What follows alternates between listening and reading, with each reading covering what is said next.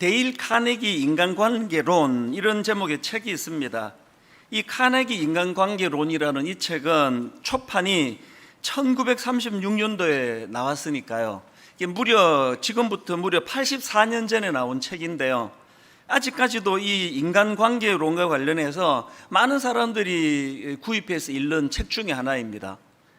저도 최근에 다시 이 책을 꺼내가지고 이제 읽고 있는데, 이 책의 시작하는 그 시점에서 세 가지 비슷한 사례를 들고 거기에 이제 메시지 하나를 던지는데 많은 생각을 하게 됐습니다.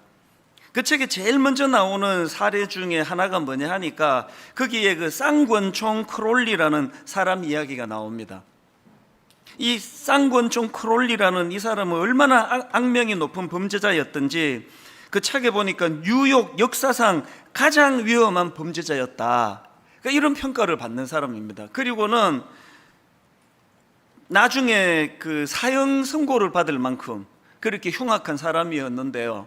그 책에서 강조하는 게 뭐냐 하니까 이런 흉악한 인간이 자기 스스로에 대하여 어떤 평가를 하고 있는가, 그 내용을 한번 읽어드리겠습니다. 내 마음은 피곤하고 지쳐있지만 내 심장은 따뜻하다. 어떤 사람에게도 해를 끼치지 않고자 하는 심장이다.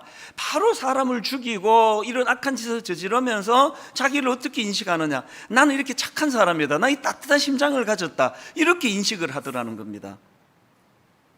그런가 하면 두 번째로 언급되는 인물은 알 카포네라고요. 이 사람도 잔인하게 짝이 없는 깽단 두목 아닙니까? 1930년대 40년대 그 영화 가운데 이 시카고 유명한 깽단 알 카포네를 그 주연으로 내용으로 한 영화가 여러 편 만들어진 걸로 알고 있거든요. 이런 잔인한 인간도 자기 스스로 어떻게 평가하는가 한번 들어보십시오. 저는 인생에서 가장 소중한 시절을 사람들에게 소소한 즐거움을 주는 데 바쳤습니다. 하지만 그 대가로 받은 것은 비난입니다. 범죄자라는 낙인이 찍힌 삶이었고요. 자기 어떻게 인식하고 있는지가 지금 공통점이 있지 않습니까? 그런가 하면 그 책에서 그 세 번째로 언급하는 이야기가 하나 더 있는데요. 예전에 뉴욕에 싱싱교도소라고 하는 아주 악명 높은 교도소가 있었다고 합니다. 그 악명 높은 교도소에서 근무했던 소장이 한 말을 그 책에다 기록을 하고 있는데 내용을 한번 들어보십시오. 싱싱교도소에 수감되어 있는 범죄자 중에서 자신을 나쁜 놈이라고 생각하는 사람은 거의 없습니다. 이들은 자신을 합리화하고 변명합니다. 왜 금고를 털 수밖에 없었는지, 왜 총을 쏠 수밖에 없었는지를 설명합니다. 그들은 오류투성이 논리를 동원해서, 이게 중요한 표현입니다. 그들은 오류투성이 논리를 동원해서 자신들의 반사회적 행동에 대해 설명하고 심지어 스스로에게도 그 행위의 정당성을 납득시키려 합니다. 지금 인간관계론을 다루는 그 책이 제일 먼저 시작하는 이 세 가지 이 예화를 통해서 뭘 강조하는 겁니까? 인간이란 너나 없이 자기 자신을 잘 모른다는 거예요. 자기를 잘 모르다 보니까 자기 잘못을 인정하지 않고 이걸 남 탓으로 돌린다, 이런 공통점을 가지고 있다. 여러분, 무려 84년 전에 나온 이 책을 사람들이 아직도 읽고 있다는 것은 이런 서술들에 대해 공감한다는 이야기 아닙니까? 지난주에 언급했던 가인도 마찬가지입니다. 하나님이 자기가 드린 제물은 받지 않으시면서 동생 아벨이 드린 제물은 받으셨다. 그러면 거기서 해법이 간단한 거 아닙니까? 내가 뭘 잘못했지? 하나님 앞에 그 용납 받으시기에 부적절한 뭐가 있지? 그 점검하고 고치면 그것이 오히려 성장의 계기가 될 텐데, 하나님과의 관계가 깨진 인간에게서는 이런 특징이 안 나온다는 거예요. 이걸 동생에게다가 덮어 씌워가지고 동생을 살인하는 이런 짓을 저지르는 게 가인인데요. 저는 이 가인의 모습을 보면서 인간이 하나님과의 관계가 회복이 안 되면은 인간관계도 깨질 수밖에 없다는 겁니다. 그런 관점으로 본문에 창세기 4장에 나와 있는 이 가인을 분석해 보니까요, 가인이 하나님과의 관계가 깨진 후에 나타나는 대인관계의 두 가지 잘못된 부작용이 뭐냐 하니까, 첫 번째로는요, 동생 아벨을 경쟁의 대상으로 전락시켰다는 겁니다. 세상에 가장 소중하고 아름다운 관계를 경쟁의 대상으로 전락시키니까 그를 죽이는 악한 에너지가 나오더라는 겁니다. 지금 일만수도 파송 운동 진행 과정에 왜 개척하게 될 30개 교회에 15개 교회를 왜 외부에 있는 타교회 목사님들 중에서 모시기로 그렇게 결정을 했습니까? 교회와 교회는 이렇게 서로 협력하고 하나가 되는 관계지 경쟁의 관계가 아니라는 걸 보여주기 위해서 그런 거 아닙니까? 그리고 지금 외부에 15교회를 세워가는 과정에서 그냥 심사해가지고 누가 어느 좋은 대학 나왔나, 누가 설교 얼마 잘하나, 누가 어때 열매가 있나 이런 것만 보지 않고 5주간에 걸쳐서 세상으로 말하면 경쟁자들끼리 조를 만들어가지고 서로 교회에 대하여 토론하게 하고 마음의 상함을 끄집어내게 하고 이런 과정을 통해서 우리가 15명의 그 담임 목사님을 청병한다. 이런 행동들 속에 나타나는 의지가 바로 가인처럼 가면 안 된다는 거거든요.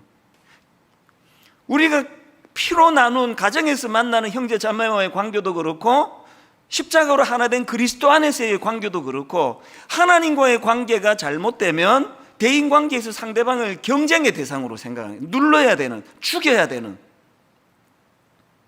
그런가 하면 두 번째로 가인의 대인관계의 잘못을 보니까 그는 동생 아벨을 책임 전가의 대상으로 삼더라는 겁니다. 책임 전가의 대상. 제가 그 대학교에 입학해가지고 제일 먼저 그 1학년 1학기로 기억을 하는데요. 심리학 결혼 공부를 하는데 많은 심리학 용어들이 나오고 설명하는 가운데 유난히 저에게 이 투사라는 심리학 용어가 마음에 깊이 자리를 잡았습니다. 뭐 이 투사에 대하여 긍정적인 면, 부정적인 면, 뭐 심리적으로 설명하자면 한도 끝도 없고요. 딱 이 가인의 모습을 투사라는 심리학 용어로 비추어 설명을 하자면 이런 겁니다. 이 투사가 뭐냐 하면은 자기 안에 나쁜 것을 보지 않기 위하여 남의 탓으로 돌리는 무의식적인 방어 기제이다. 이게 심리학에서 말하는 투사라는 인간의 그 방어 기제 본능이거든요. 예를 들어 가지고 분노하고 있는 사람이 지금 내가 화를 내고 있는 것은 너 때문이야. 이런 식으로 자신의 잘못을, 자기가 감정을 통제를 잘 못해 일어난 것을 상대방 탓으로 돌리는 마음의 태도, 이게 투사거든요. 그러고 보면은요, 이 투사가 가장 먼저 나타나는 곳이 창세기에서의 범죄 현장이에요. 아담과 하와가 하나님과의 관계가 깨지기 전에는 피 중에 피요 살 중에 살이요 너무너무 사랑하는 관계였는데 하나님과의 관계가 죄로 말미암아 하나님과의 관계가 깨지고 나니까 제일 먼저 나오는 게 투사잖아요. 당신이 준 이 여자 때문에. 이런 인간의 그 본능은요, 아담과 하와의 범죄 이후로 우리 모두에게 자리를 잡고 있는 겁니다. 동생을 죽인 가인에게서 보여지는 첫 번째 심리 상태가 바로 이 투사 아닙니까? 사실 저는 이런 식으로 이 가정 안에서 일어나는 분노에 대한 설교를 이제 쭉 준비를 하면서 참 이 가정이라는 곳이 정말 위험한 것이다. 왜? 바로 이런 범죄한 이후에, 하나님과의 관계가 깨진 이후에 아담과 하와가 만난 게 오늘날의 가정의 모습 아닙니까? 그러다 보니까 가정 안에 너무나 부작용이 많고 너무나 이 투사를 위시한 상대방을 비난하고 상처를 던져주고 모든 책임을 전가시키고 이런 아픈 일들이 많이 일어나는 것이 가정이에요. 그래서 저는요, 우리 어릴 때 그 중학교 음악 시간에 즐거운 곳에서는 날 오라 하여도 막 이런 노래를 부르면서 가정에 대한 환상이 막 주입이 됐잖아요. 그리고 뭐 가정 하면은 딱 떠오르는 이미지가 홈, 스위트 홈, 막 이런 이미지가 각인이 돼 있어가지고요. 이 결혼을 해가지고 아닌 거예요, 이게. 홈, 스위트 홈이 아닌 겁니다. 그러면 막 죄책감이 오고 당황스럽고 우리 가정만 문제가 있고 이게 저는 문제라고 생각합니다. 여러분, 죄성을 가진 인간이 만드는 가정은 절대로 홈, 스위트 홈 아닙니다. 제가 전에도 한번 인용해드린 책 제목 그대로예요. 저는 이 시대의 가정을 생각하면 폭풍 속의 가정. 여러분들 중에 막 너무나 홈 스위트 홈을 이루는 가정은요, 그야말로 이제 주님 거 불러가시기 직전 성화된 가정. 남편도 너무 성화되고 막 아내도 너무 거룩하고 그런 가정, 몇 가정 빼고는요, 여전히 오늘날 가정은 폭풍 속의 가정이에요. 이 출발을, 이 전제를 놓치시면 너무 많이 당황하고 너무 많이 죄책감 빠지고 모든 가정은 다 홈 스윗 홈인데 우리 가정만 문제가 있다고 그걸 더 큰 문제를 야기하는 겁니다. 야곱도 마찬가지 아닙니까? 현실적으로 가정 안에 수많은 울분과 분노를 만들어내고 가정 안에서 상처를 만들어내는 곳이라고 할 때 그 대표적인 케이스가 저 야곱이라고 생각합니다. 야곱이 그 오랜 세월을 다 사시고 이제 할아버지가 되셔가지고 자기 인생을 되돌아보면서 한 고백이 참 처절하지 않습니까? 창세기 47장 9절. 야곱이 바로에게 아뢰되 내 나그네 길의 세월이 130년이니이다. 내 나이가 얼마 못되니 우리 조상의 나그네 길에 연조에 미치지 못하나. 그 다음 보세요. 험악한 세월을 보내었나이다. 이걸 현대인의 성경에서 이렇게 번역합니다. 정말 고달픈 세월을 보냈습니다. 근데 여러분, 한 인생이요, 지나간 자기 삶을 쭉 이제 죽기 직전에 돌아보니까 정말 고달픈 세월을 보냈습니다. 이렇게 고백하는데요. 여러분, 야곱을 다 아시잖아요. 제가 야곱을 다시 한번 가만히 분석을 하다가 보니까 이렇게 자기 인생이 엇갈려 가지고 비극과 아픔과 슬픔과 상처와 고통으로 점철된 정말 고달픈 세월을 보냈습니다. 이렇게 고백할 수밖에 없게 만든 그 원인의 첫 단추, 첫 출발이 가정에서 일어난 일이라는 거예요. 더 정확하게 말하면 아버지 이삭의 자기를 향한 편애, 이것 때문에 이런 비극이 시작된 거 아닙니까? 여러분, 창세기 25장 28절. 아버지 이삭은 에서가 사냥한 고기를 좋아하므로 그를 사랑하고 어머니 리브가는 야곱을 사랑하였더라. 아들 둘 중에 아빠는 큰아이를 더 사랑하고 엄마는 둘째 아이를 더 사랑하는 이 편애. 여러분, 이 엮이는 가정의 아주 대표적인 사례 중에 하나가 바로 이 편애거든요. 그래서 이렇게 편애하는 것도 가슴 아프지만요, 더 슬프게 하는 거는 그 편애하는 이유예요. 그 앞에 27절에 그 이유가 나옵니다. 왜 아버지는 큰애를 그렇게 좋아하느냐? 그 아이들이 장성함에 큰아이 에서는 익숙한 사냥꾼이었으므로 덜 사람이 되고 야곱은 조용한 사람이었으므로 장막에 거주하니. 아니, 그러면 아버지는 익숙한 사냥꾼인 큰아들이 조용하고 내성적인 둘째 아들보다 왜 그렇게 좋았느냐? 그 이유를 28절을 다시 보세요. 이삭은 에서가 사냥한 고기를 좋아하므로. 이 사람은 막 이 고기를 유난히 좋아해요. 우리 교회도 막 교육자가 많다 보니까 막 별의별 유형의 교육자가 많은데 유난히 고기를 좋아하는 목사님이 있습니다, 우리 교회에. 아까 2부 때 이름을 댔는데 그분을 위해서 이름을 밝히지 않겠습니다. 하여튼 막 고기라 그러면 너무너무 좋아하는데 이삭이 그런 사람인가 봐요. 이 아버지 고기를 너무 좋아하는 거예요. 그런데 형은 막 그냥 막 그 산에다 와가지고 막 이 취미가 사냥이에요. 그래서 이 아버지가 단백질이 땡길 때 되면은 막 사슴 한 마리 메고 와가지고 탁 던지면서 아버지 바베큐 해드릴게요. 막 좋아 죽는 거예요. 거기에 비해가지고 그 둘째 아들은 이놈의 새끼는 그냥 소심하고 내성적이고 이게 막 그냥 여성 호르몬이 넘쳐가지고 막 마음에 안 드는 거거든요. 여기에서 치명적인 문제가 뭔지 아시겠죠? 지금 아버지 이삭은요, 부모와 자녀라는 관계적인 측면으로 자식을 대하는 게 아니라 부모와 음식, 부모와 자기가 좋아하는 고기의 그 구도로 자식들을 대하고 있다는 겁니다. 이것으로부터 자유할 수 있는 부모가 얼마나 될까요? 이게 결국은 야곱의 인생이 지나놓고 보니까 정말 고달픈 세월을 보내게 되었습니다라고 말하게 된 첫 출발, 그 원인 제공을 가정에서 했다는 것입니다. 이걸 우리 부모들이 두려워해야 되는데요, 그런가 하면 우리 부모들이 또 한 가지 두려워해야 될 게 있는데 바로 이런 가슴 아픈 잘못된 편애를 포함한 부모에게서도 흘러나온 수많은 가슴 아픈 가정의 잘못된 것들이 그 다음 세대로 대물림하기가 쉽다는 겁니다. 대물림.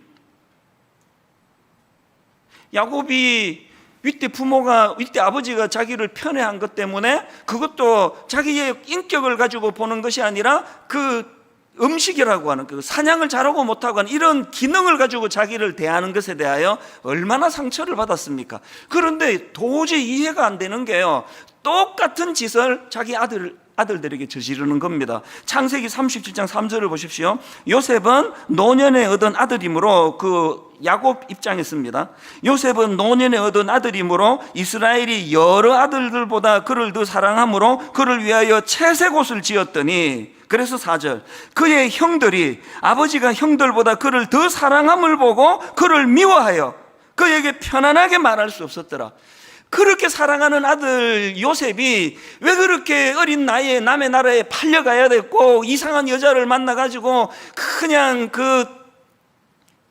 성범죄 미수범으로 감옥에 가야 되고 이런 비극을 경험하게 된 그 모든 출발은 바로 자기 아버지 야곱의 편에 채색옷을 입혀가지고 편애한 것 때문 아니냐고요.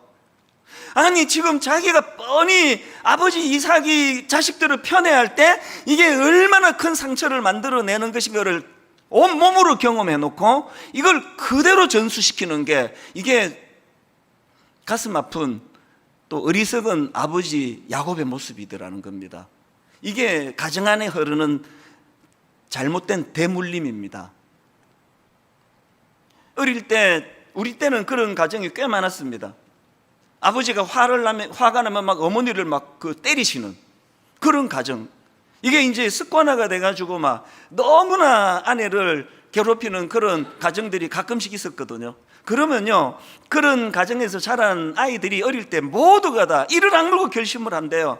나는 커서 절대로 아버지처럼 되지 않을 거라고. 나는 절대로 약한 여자를 두들겨 패는 이런 짓을 하지 않을 거라고. 그런데 통계가 주는 비극이 뭔지 아십니까? 다 아시죠? 어릴 때 엄마가 남편에게 구타당하는 것을 보고 자란 아이가 그렇지 않은 가정에서 자란 아이들보다 그 일을 할 확률이 높다는 거, 이건 통계가 말하는 거예요. 알코올 중독 가정에서 자라면요, 그런 아버지를 보면서 나는 술을 입어도 안 될 거야, 그런 결심을 하면서 아이들이 그렇게 자기를 다짐하지만요, 통계가 주는 슬픈 기록은요, 알코올 중독 아버지를 보면서 자란 아이가 커서도 그렇게 할 확률이 굉장히 높다는 이야기예요.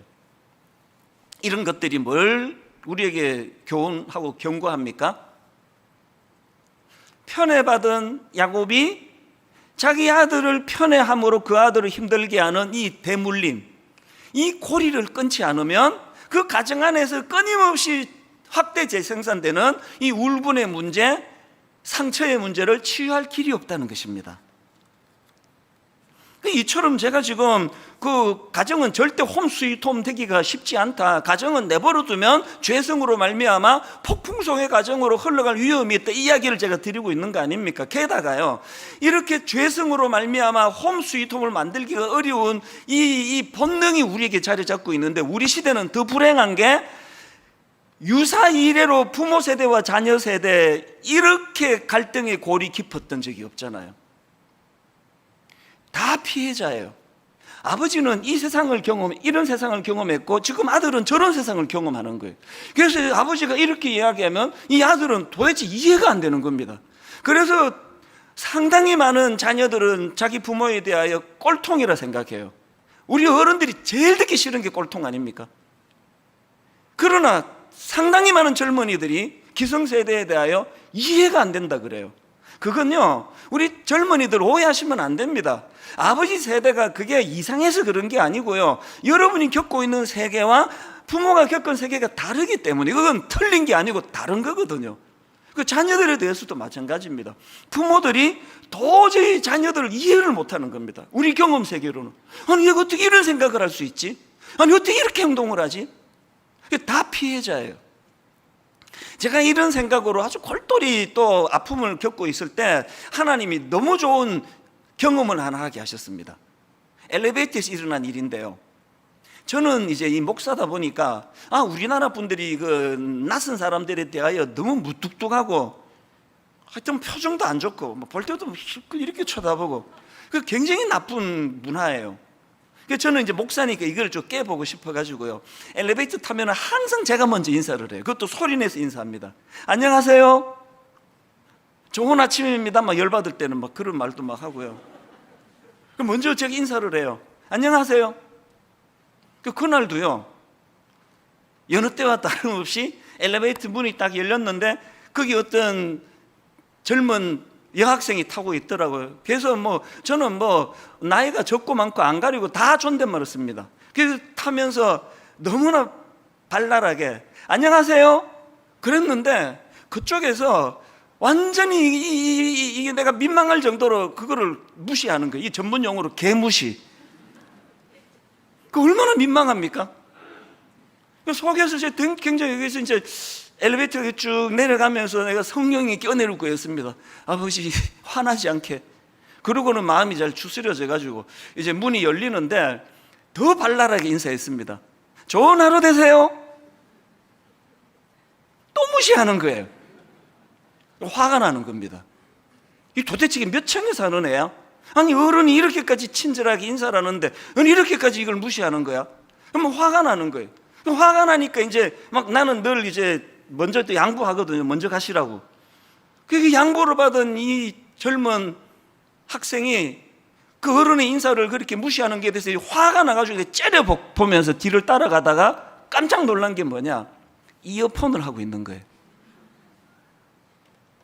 우리 딸에 의하면은요, 우리 때는 이어폰이 이게 성능이 별로라 해가지고 이거 음악 들으면서도 말소리 다 들렸는데요, 요즘에 자기들이 쓰는 것들은 성능이 좋아가지고 밖에 소리가 완전히 차단이 된대요.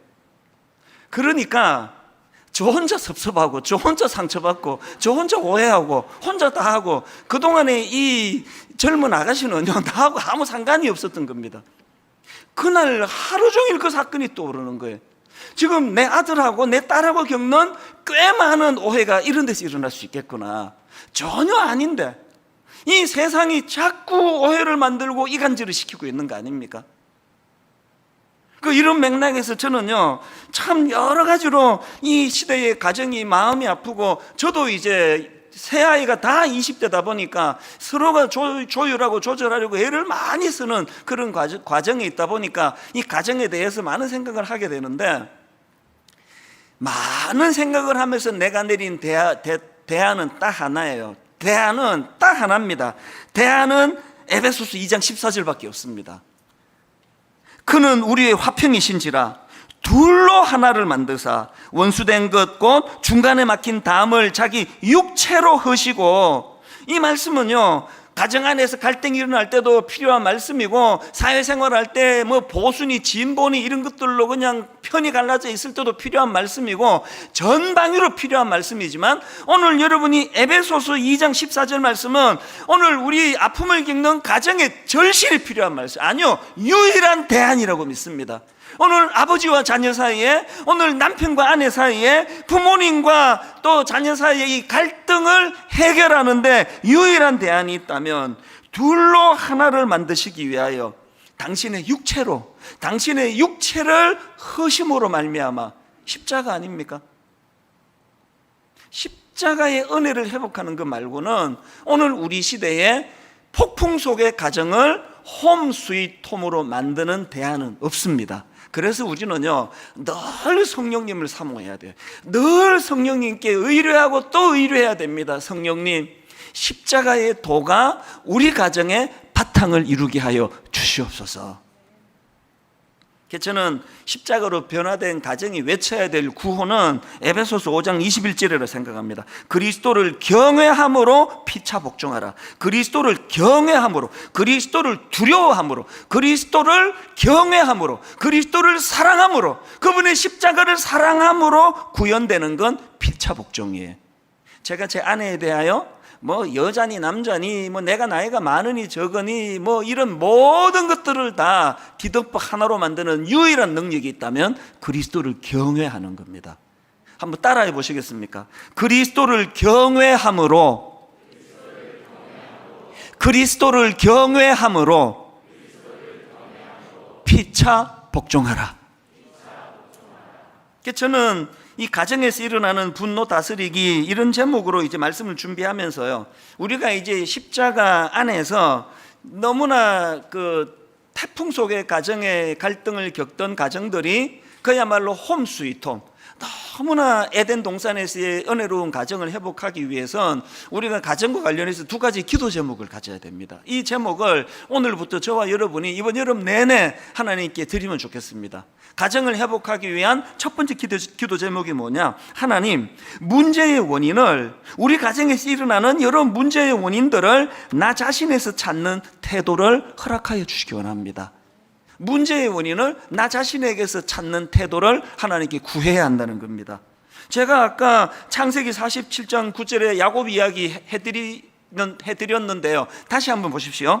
야곱이 바로에게 아뢰되 내 나그네 길의 세월이 130년이니이다. 내 나이가 얼마 못 되니 우리 조상의 나그네 길의 연조에 미치지 못하나 험악한 세월을 보내었나이다. 제가 이 말씀을 인용하면서 야곱의 이런 가슴 아픈 고백의 첫 출발이 아버지 이삭의 편애 때문이었다고 그렇게 말씀을 드렸는데요, 이 분석은요 절반짜리 맞고 절반짜리 틀린 말이에요. 이쪽 면으로 보면 그 말은 맞습니다. 아버지 편애로부터 이런 일이 일어난 거 맞습니다. 그러나 또 다른 각도로 보면은 그게 왜 아버지 탓입니까? 여러분, 비록 아버지가 큰아들을 좋아하고 그 아이에게 막 장자의 축복을 막 부어주고 싶은 마음이 있었던 건 사실이지만, 그러나 여러분, 그 형의 장자권을 탈취하려고 그것을 빼앗으려고 형을 속이고 아버지를 속이고 그러다가 부작용이 생겨나가지고 야반도주하듯이 집을 도망가야만 하게 만든 원인 제공은 다른 사람이 아닌 야곱 자기가 제공한 거예요. 여기서 저는 너무나 중요한 인생의 원리를 발견합니다. 인생은 정답이 없습니다. 이 각도로 보면은 아버지가 원인인 거 맞아요. 그래서 평생 이 각도로 아버지를 원망하고 살아도 이 두 자식 저거 엄한 데다 가지고 화풀이 하네, 그렇게 말할 수 없습니다. 그 분석이 맞습니다. 그러나 또 인생은요, 또 다른 각도로 생각할 때 아버지도 내게 상처를 줬지만 근원적으로는 내가 문제야, 내가 잘못했어, 이렇게 받아들인다면 그것도 또 틀린 얘기가 아니에요. 그래서 여러분, 내가 경험한 가정 안에서의 어떤 상처가 중요한 게 아니라 그 상처를 나는 어떤 각도로, 어떤 시각으로, 어떤 눈으로 이것을 바라보는가. 그래서 똑같은 일을 경험하는데 큰아들은 늘 아버지를 원망하고 아버지를 분노하면서 사는 아들이 되고, 또 그런가 하면 또 큰딸은 또 정반대로 그런 까탈스러운 아버지를 통해 내가 여러 가지를 다듬고 점검하는 계기가 되었노라고. 그게 늘 자기를 점검하는 쪽으로 바뀔 수 있는 거 아닙니까? 그래서 이런 면에서 저는요, 요즘에 우리 가정을 생각하면서 자꾸 되뇌이는 성경 구절이 하나 있습니다. 그게 이사야 6장 5절이에요. 그때에 내가 말하되 화로다 나여 망하게 되었도다. 저는요, 성경을 똑 따가지고 읽는 사람 아니에요. 그래서 뭐 오늘의 성경 그래가지고 한 구절 읽는 것도 반대하는 사람입니다. 그러나 이 구절만큼은 요것만 똑 따서 저는 읽기를 원합니다. 왜? 제가 가정을 돌아보고 목회를 하면서 늘 제가 이렇게 분석하면 우리 부목사들이 잘못해가지고 내가 이렇게 된 거 아니냐고 원망할 때가 있습니다. 또 우리 장로님들이 잘못해가지고 이런 거 아니냐고 그렇게 말할 때 있습니다. 그러나 여러분, 똑같은 사안이지만 내 탓이라고, 화로다 나여 망하게 되었다고, 이건 내가 잘못한 거라고 그렇게 인생을 다시 해석할 때 같은 사건이지만 완전히 그 해석이 달라지는 걸 느끼거든요. 보통 이제 이렇게 감정적으로 화가 날 때는 뭐 1부터 100까지를 세라 뭐 이런 말도 하고요, 또 침을 삼킬 때까지 천천히 생각하라 이런 말도 하지만요, 저는 마음에서 이렇게 감정적으로 화가 쑥 올라올 때는 이 말씀으로 저를 다듬기 원합니다. 내가 지금 화가 나는데 이게 정당한 감정인가? 내가 지금 화가 나는 이게 정당한 건가? 이 질문을 하는 거예요. 그러면서 나오는 게 화로다 나여 망하게 되었다다. 하나님, 이게 내 탓인 줄로 믿습니다. 예수 믿는 사람들이 가져야 되는 훈련이라고 생각합니다. 왜 그런가 하니까요, 가족의 두 얼굴 이런 제목의 책이 있는데 그 책의 소제목 하나가 눈길을 끌었습니다. 소제목이 이렇습니다. 가족 문제는 1+1이다. 1+1이다. 참 흥미로워가지고 내용을 보니까요, 한번 내용 일부를 읽어드리겠습니다. 부부 관계가 힘들수록 서로에게 책임을 전가시킨다. 서로 성격이 너무 다르고 애초 잘못 만났고 너무 이기적이고 욕심이 많다는 등 상대에게 비난의 화살을 퍼붓는다. 불행한 결혼의 일은 바로 상대방의 실망스럽고 상처 주는 행동인 것이다. 1+1의 1이 뭐냐면은, 맞아요, 그 남편이 까탈스러워서 그래요. 그 아내가 자꾸 원인을 나한테로 돌려가지고 그렇게 짜증을 냈기 때문에 이렇게 어려워졌습니다. 그거 맞는 얘기예요. 그 1이에요. 그러나 가정이 불행한 건 1만 있는 게 아니라 1+1이 있다는 겁니다. 그 +1이 뭔지를 들어보십시오. 그러나 이것만으로는 힘든 부부와 가족 관계를 충분히 설명할 수 없다. 여기에 하나가 더해진다. 그것은 각자 배우자가 어린 시절 경험한 부모의 결혼 생활과 그때 받았던 상처이다. 이 둘이 합쳐져 1+1을 이루어 현재 불만과 짜증, 분노로 일그러진 가족이 된 것이다. +1의 원인은 나한테 있는데요, 여기서 설명한 이 어린 시절 경험한 그 가정에서 받았던 그 상처, 치유되지 않은 상처, 이거를요 성인 아이라 그럽니다. 이게 얼마나 중요한 개념인지 저는요 다음 주일날 이 성인 아이라는 이거 하나만 가지고 지금 주제로 설교를 준비하고 있습니다. 다음 주일 하게 될 거예요. 왜 가정의 문제가 잘못 만난 남편 때문, 잘못 만난 아내 때문만이 아닌 거라고 말하는지 아시겠죠? 분명히 잘못 만난 그 사람 때문에 원인이 제공되는 것도 맞습니다. 그게 1이에요. 그러나 1+1이 뭐예요? 이 정도를 용납하고 수용하고 품어주었다라면 이 사람이 변할 수 있었는데, 성인 아이, 내 안에 치유되지 못한 이 미숙함으로 말미암아 그것을 용납하지 않는, 그래서 그것이 분노로 나타나는 것이 이런 원인을 제공하게 됐다. 이게 1+1, 이 심리 상담자가 분석하는 책이거든요. 저는 배우자는 못 바꾸잖아요. 이미 이런 사람은 만났는데. 그러나 십자가 안에서 나는 변화될 줄로 믿습니다. 1+1이 가정을 이렇게 슬픈 상처를 만들어내는, 분노를 만드는 가정으로 그렇게 만들고 있다면, 하나님 우리 가정이 1+1에서 +1이 사라지는 은혜가 있기를 바랍니다. 이게 첫 번째 기도 제목이에요. 그런다면은 기도 제목 하나 더 있습니다. 두 번째 기도 제목이 뭐냐? 가정의 회복을 위한 기도 제목 두 번째, 공감 능력에서 오는 용서의 힘 구하기입니다. 왜 용서를 구해야 될까요? 용서도 힘이거든요. 용서도 영적으로 힘이 있어야 할 수 있는 거거든요. 가족의 발견이라는 그 책도요, 그 가족 상담한 교수가 쓴 책인데요, 그 책에 보면은 그 상담 사례가 하나 나와 있습니다. 어느 날 이 교수님에게 어떤 여성이 상담하러 찾아오는데, 이 여성은요 어릴 때 너무 괴팍한 아버지를 만나가지고 아버지에 대한 분노가 꽉 차 있어가지고 아버지에 대한 분노 때문에 그렇게 상처를 많이 갖고 사는 그런 여성이었대요. 그 아버지는 이제 베트남 전쟁에 참전했다가 부상으로 그 부상당한 그 상위 용사라 그러죠. 근데 이 아버지는 정말 괴팍해요. 자녀들을 막 얼마나 가혹하게 다루는지요. 예를 들면 이런 거예요. 한겨울에 아이들을 마당에 집합시키는 거예요. 군인도 아닌데. 심지어는 한겨울에 그 애들을 마당에 집합시켜 놓고는 막 그냥 차가운 얼음 위를 뒹굴게도 해요. 또 한여름에 호수 가운데다가 이 애를 갖다가 빠뜨려놓은, 막 죽자 사자 헤엄쳐 나오게 하고. 그리고 이 여성에게 치명적인 사건이 있었는데 12살이 되던 해예요. 여러분, 그 초등학교 5학년 여학생이 12살이면 그 마음이 여린 여학생에게, 딸에게 세상에 뱀을 직접 죽이게 해요. 그리고는 더 끔찍한 거, 그 뱀을 먹게 합니다. 이게 이 어린 딸에게 너무나 큰 상처가 돼가지고요. 그래서 이게 이제 아버지에 대한 분노. 그래서 장성했는데, 성인이 됐는데 아버지를 생각하면 마음에 분노가 막 치밀어 오르는 겁니다. 그래서 우울해지고 이런 증상으로 고통을 당하는데요.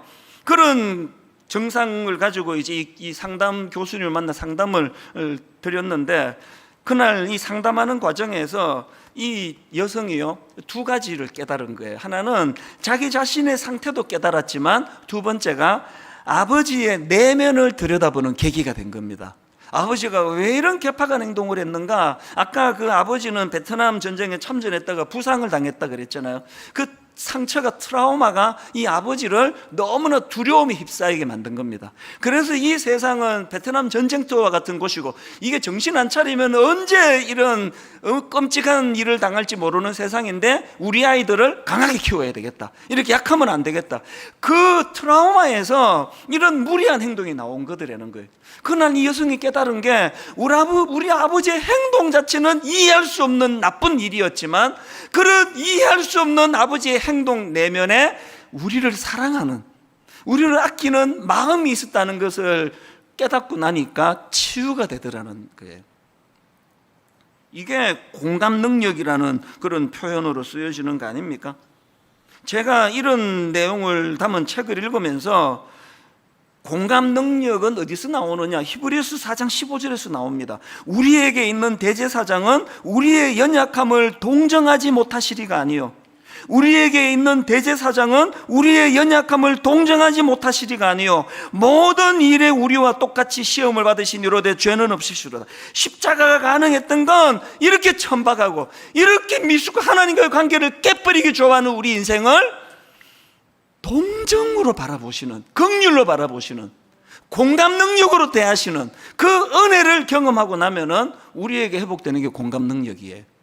제가 제 아내를, 제가 우리 자녀들을 내가 공감 능력이 참 떨어진다고 느낄 때는 어김없이 영적으로 침체되어 있을 때예요. 내가 영적으로 충만할 때는 내 안에 공감 능력이 너무나 모든 것도 다 용납할 수 있는 그런 사람으로 바뀌는 걸 제가 경험하거든요.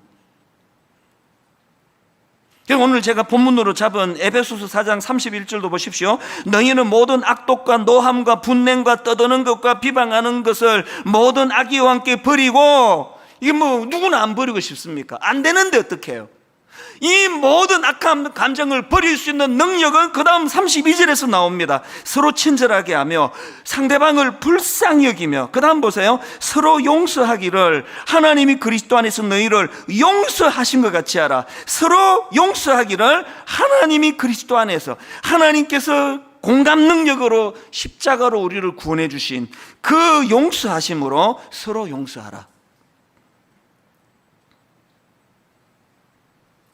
결론을 저는 이렇게 맺기를 원합니다. 참 우리 성령님은 저에게 너무나 자세한, 너무나 친절한 가이드가 되세요. 이런 가정의 문제를 이제 설교로 막 머릿속에 담고 있던 지난주 그게 수요일이었나 목요일이었나 서울에 아는 목사님을 만나기로 했거든요. 이제 일만수도 파송 운동에 대한 자문도 구하고 여러 가지 의논도 하고 그러려고 이제 그 목사님을 뵙고 한 2시간 대화를 나누었는데요. 교회에 대한 이야기를 나누었는데 마지막으로 이제 끝내고 집으로 돌아오려고 하는데 이 목사님이 던진 한마디, 이게 저는 너무 전율이 느껴지는 겁니다. 뭐라고 이야기하는가 하니까 이제 교회를 얘기했으니까요. 교회도 성도들 간에 싸울 수 있고 다툴 수 있고 하지만, 그러나 교회는 세상과 달라야 된다. 교회도 세상과 같이 똑같이 싸울 수 있지만 교회는 싸우기만 하는 곳이 아니라 싸매어 주는 것도 같이 포함이 돼야 된다. 그러면서 그 목사님이 딱 이런 표현을 했어요. 싸우지만 싸매. 그 싸매어 준다는 걸 이제 그렇게 툭 제게 던진 거예요. 싸우지만 싸매. 그게 저에게 전율이 됐습니다. 전율이. 가정을 회복하는 성령님의 해법 한마디가 이거예요. 싸우지만 싸매. 예수 믿는 가정도요, 안 믿는 가정처럼 싸울 수 있습니다. 혈기 부릴 수 있고 상처 줄 수 있습니다. 그러나 은혜 받은 예수 믿는 가정이 달라야 되는 거 하나, 싸우지만 싸매. 저도 우리 아이에게 상처를 종종 주거든요. 그러나 제가 다른 아버지가 되기 원하는 거, 싸우지만 싸매. 돌아오는데요, 그리고 이 설교를 준비하는데요, 울컥하는 찬양 하나가, 아버지 하나님을 모신 가정의 모습을 이 찬양으로 표현이 되는 겁니다. 어서 돌아오, 어서 돌아마노,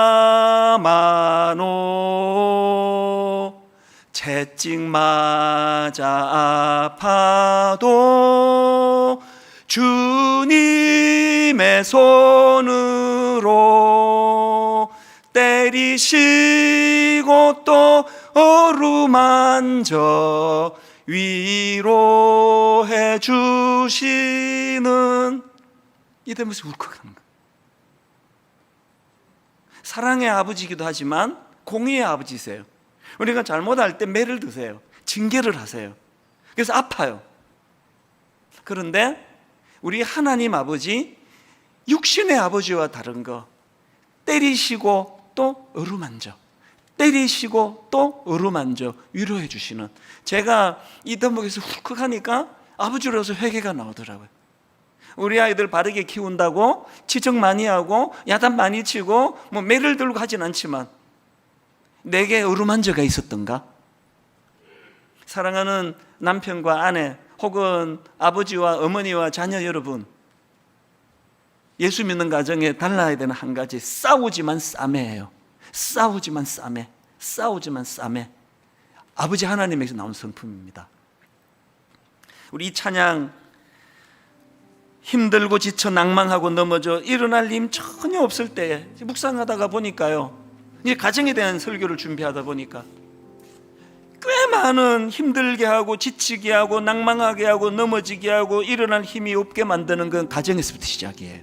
그럴 때 하나님 아버지를 바라보는 겁니다. 그 아버지는 이삭처럼 사냥 잘하나? 내 좋아하는 고기 만들어내나? 그거 못하나? 이런 것으로 편애하는 아버지가 아니고, 너는 내 아들이라, 십자가 고통을 통해 너를 양자 삼았다.